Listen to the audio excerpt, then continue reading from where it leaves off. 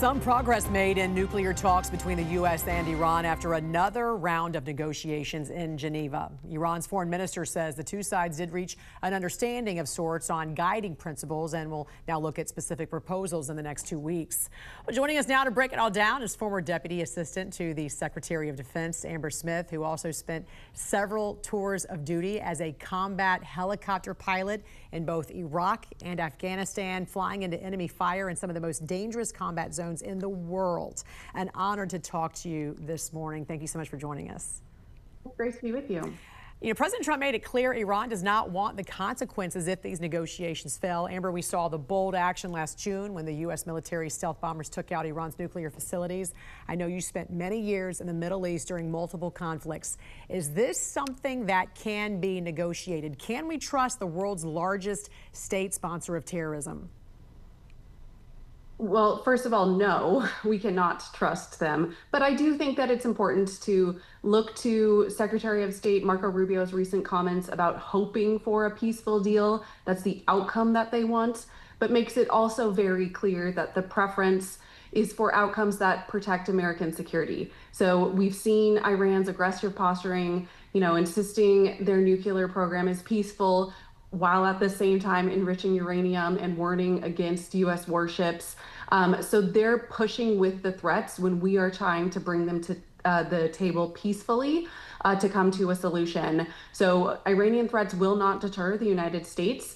If Iran wants to avoid escalation and some things that we've seen happen previously, they need to de-escalate with these drills, and they need to negotiate in good faith. That being said, what did Ronald Reagan say? Trust but verify. We know exactly who Iran is, and that they know the consequences if they should ever veer from whatever deal is reached. Right. And how close do you think we are to a potential armed conflict? And how would you advise the president?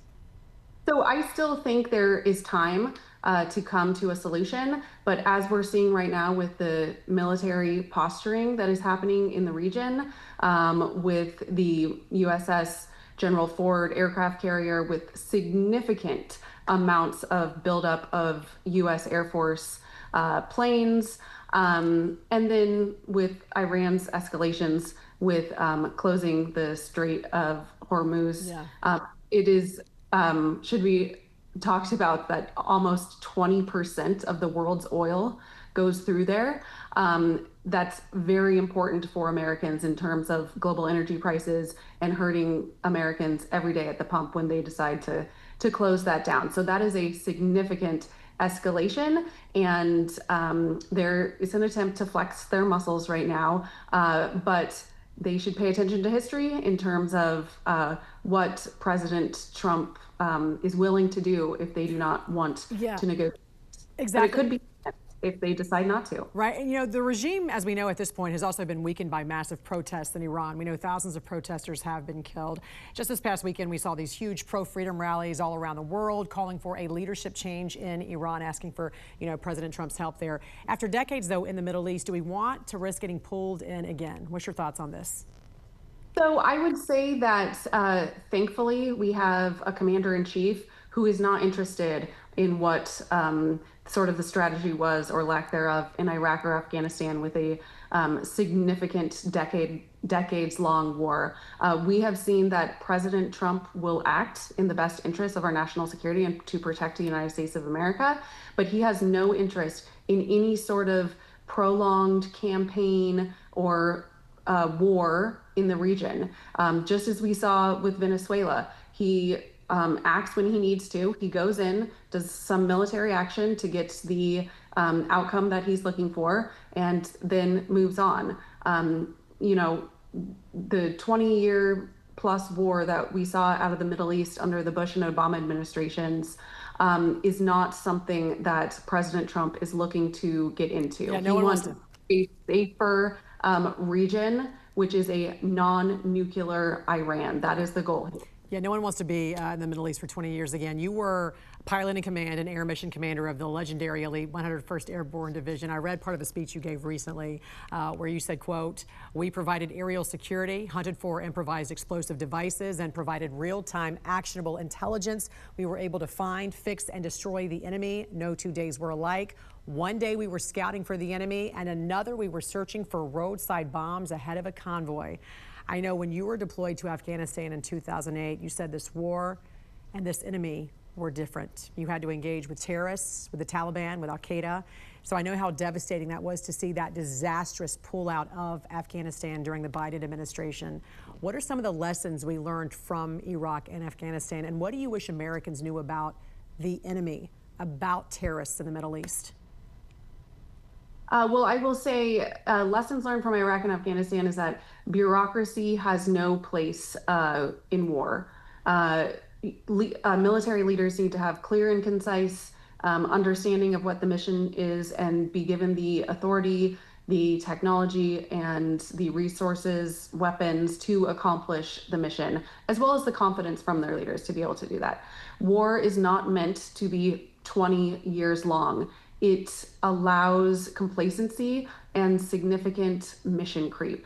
And so I'm grateful that we're seeing sort of a change in policy under the Trump administration where they are taking lessons learned from Iraq and Afghanistan and not trying to get involved in any sort of prolonged campaign in the Middle East or anywhere else. All right, former Deputy Assistant to the Secretary of Defense and Iraq and Afghanistan veteran, Amber Smith, thank you so much for joining us this morning and also for your service to our country. We really appreciate it. Thanks for having me. I'm Atra El-Nashar in Washington. In Geneva Tuesday, U.S. officials taking part in 2 separate rounds of talks on 2 of the most difficult foreign policy issues, preventing Iran from developing a nuclear weapon and ending Russia's invasion of Ukraine. With global security hanging in the balance, President Trump's special envoy Steve Witkoff and son-in-law Jared Kushner engaging in back-to-back negotiations with 2 of America's biggest adversaries, Iran and Russia. For nearly 2 hours Tuesday morning, Oman mediating nuclear talks between the U.S. and Iran.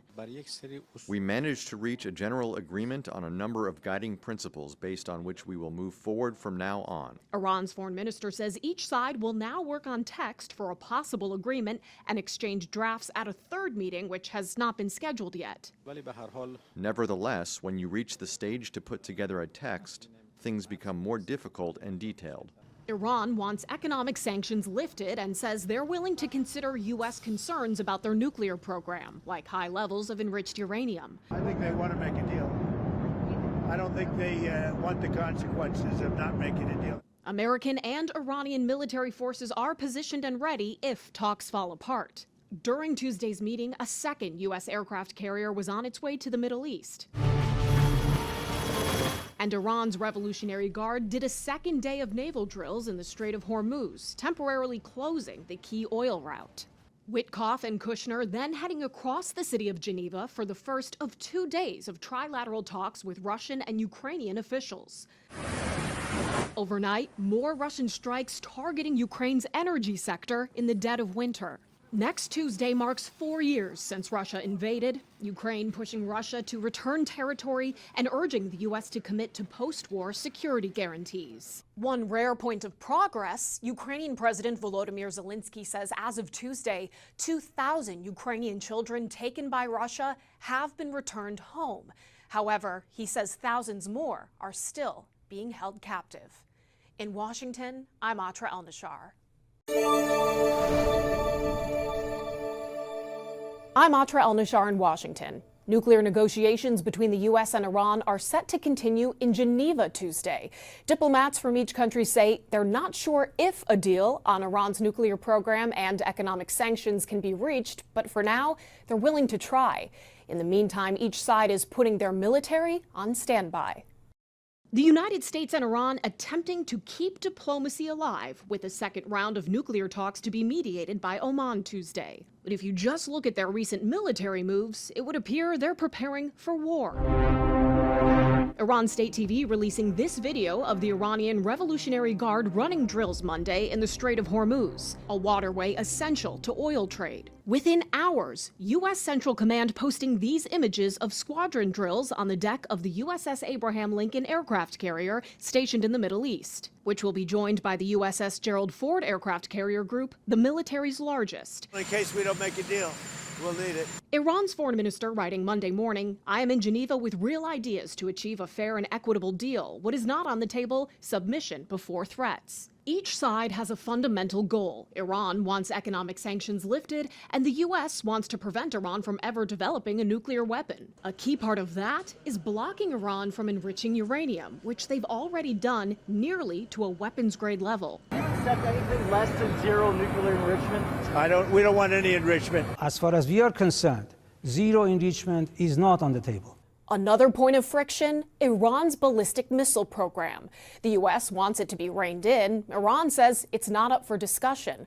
According to a new report by CBS, President Trump told Israeli Prime Minister Benjamin Netanyahu in December that he would support Israeli strikes on Iran's missile program if a U.S.-Iran deal cannot be reached. Where the U.S. and Iran are on the same page is what happens if talks fail. This will be very traumatic for Iran if they don't make a deal. It will be traumatic, existential, bad for everybody. In Washington, I'm Atra El-Nashar reporting.